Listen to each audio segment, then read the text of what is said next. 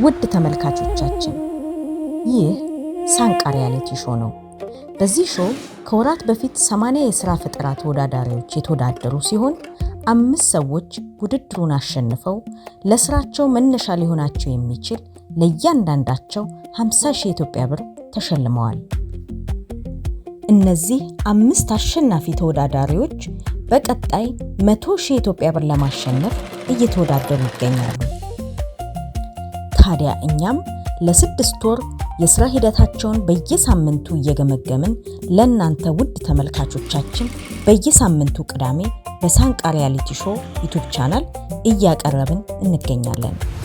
በዚህ አጋጣሚ ሳንቃ ሪያሊቲ ሾው ከየትኛውም ተቋምም ሆነ ግለሰብ ምንም አይነት እገዛ የማይቀበል መሆኑን በትህትና ልንገልጽላችሁ እንወዳለን። በሳንቃ ሪያሊቲ ሾው ከሐሳብ ወደ ስኬት